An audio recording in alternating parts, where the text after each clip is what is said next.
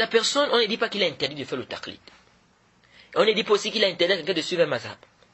Mais on dit qu'il a interdit à la personne de contredire la parole du prophète Mohammed sallallahu alayhi wa sallam qui est sarih, qui est claire et authentique pour suivre la parole de l'imam. Le prophète Mohammed sallallahu alayhi wa sallam me dit إذا دخل أحدكم المسجد والإمام يخطب فلا يجلس حتى يصلي ركعتين. Si l'un d'entre vous rentre à la mosquée et l'imam est en train de faire le khutbah, il ne doit pas s'asseoir s'il ne prie pas 2 rakats.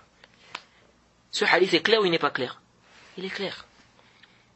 Le prophète me dit, si l'un d'entre vous rentre à la mosquée et l'imam est en train de faire le khutbah, والإمام يخطب فلا يجلس, il ne doit pas s'asseoir حتى يصلي ركعتين, jusqu'à ce qu'il prie 2 rakats. Ce hadith c'est clair. Tu vas dire, mais non, l'imam Malik a dit, si tu viens du trou l'imam, tu ne pries pas. Parce qu'il m'a fait le khutbah, parce qu'il y a un hadith qui dit que le prophète Mohammed a dit que lorsqu'il est en train de faire le khutbah, tu dis à ton, celui qui est à côté de toi, ou bien celui qui est en train de parler, tu dis tais-toi, hein, tu as fait quoi? Tu as dit quelque chose de futile. Et donc, on ne doit pas parler. Et donc, quand tu vas venir prier, tu seras en train de faire quoi? De lire. Or, ce qui est demandé, c'est d'écouter l'imam, obligation d'écouter l'imam. Donc, tu ne dois pas faire quoi? Tu ne dois pas faire la prière. Après, il dit non, c'est les gens de Médine, c'est comme ça, et puis, il y a un hadith qui dit ici, l'imam monte sur le mimbar, la salat, wa la kalam. Il n'y a plus de prière, il n'y a plus de prière, il n'y a plus de parole. Subhanallah. Ici, j'ai un hadith qui se trouve dans le Sahih al-Bukhari, qui est sarih, qui est clair, où le prophète Mohammed sallallahu alayhi wa sallam me dit, si l'un d'entre vous rentre à la mosquée, et l'imam est en train de faire le khutbah, il ne doit pas s'asseoir s'il ne prie pas 2 rakats. Donc, le hadith me fait comprendre que même si l'imam est sur le mimbar en train de faire le khutbah, je dois faire quoi? Je dois prier. Comment toi tu viens me dire non, il faut écouter l'imam? Qu'est-ce que c'est? Après tu me dis non, c'est le mazhab. Non, on ne doit pas sortir du mazhab. On dit là, ici là tu as maintenant un texte qui est sarih. C'est pourquoi certains malikites, lorsqu'ils sont venus traiter cette question, ils ont dit peut-être l'imam Malik n'avait pas vu le dalil. La'allahu. Parce qu'il est sarih. L'imam Nawawi, quand il a parlé de cette question, il dit je ne vois pas comment un savant va voir ce hadith aussi clair, et il va laisser ça pour suivre un autre avis. Donc toi, tu vas venir, tu dis non, il faut suivre le mazhab. Qu'est-ce que suivre le mazhab devant un texte qui est aussi clair que ça?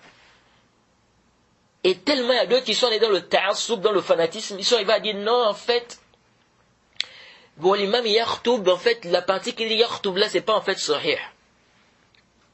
Pourquoi? Parce qu'il veut soutenir son avis. Ça, c'est comme disaient certains gens qui font le fanatisme là, dans le mazhab des Hanafites, certains qui ont dit tout hadith qui contredit la parole de notre imam, soit le hadith est abrogé, soit il faut faire quoi? Soit il n'est pas authentique. Tout hadith qui contredit la parole de leur imam, ça doit être un hadith soit abrogé, soit c'est quoi? Soit c'est pas authentique. Donc l'imam, c'est lui qui, c'est la parole de l'imam qui est maintenant quoi? Qui juge maintenant les paroles du prophète. Donc si la parole du prophète est en conformité avec la parole de l'imam, on prend le hadith, la parole du prophète. Si c'est pas en conformité, on ne prend pas. Ce n'est pas le contraire. Théologie dit, si la parole de l'imam est en conformité avec la parole du prophète, on prend, si c'est pas en conformité, on ne prend pas. Non, eux, ils ont fait le axe. Ils ont fait quoi? Le contraire. Si la parole de l'imam, la parole du prophète est en conformité avec la parole de l'imam, on prend. Si c'est pas en conformité, on laisse la parole du prophète, on prend la parole de qui? De l'imam. C'est quoi cette voie? Et après, on vient pour embrouiller les jeunes, pour égarer les jeunes avec ces conceptions-là. Une table roulée à les frères. Parfois, tu vas voir des gens qui vont passer des longs moments à discuter sur cette question. Non, il faut suivre le mazhab. Non, il y a tel savant qui a dit. Non, Ibn Rajab a dit. Non, tel a dit comme ça. L'autre a dit comme ça. La fin de ça, c'est quoi? Ce qui est demandé, c'est que tu suives le kitab wa sunna bi fahmi salaf al-umma.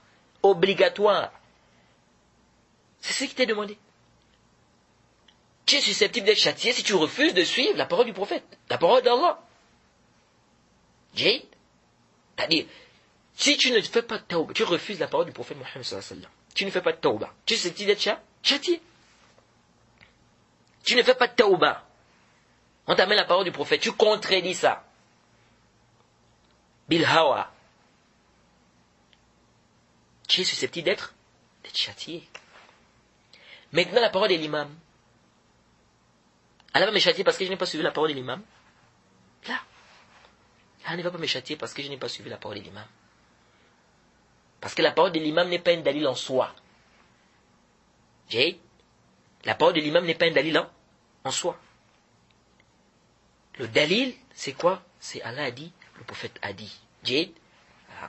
Ou le ijma'. Ok.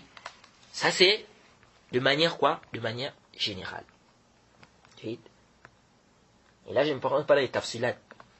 Hein? Quand on regarde les dalils, le mafoum mukhalafa, mafoum muwafaqa, ça c'est tafriat. Moi je ne rentre pas là, c'est pas ce que je suis en train de parler ici. Pas de manière âme. Quand on parle de dalil, kitab wa sunna wa l'ijma'. Jade. Donc donc ici on dit le taqlid à la base, celui qui ne comprend pas ou qui n'a pas la possibilité, etc. Il fait quoi? Il fait le taqlid à la base.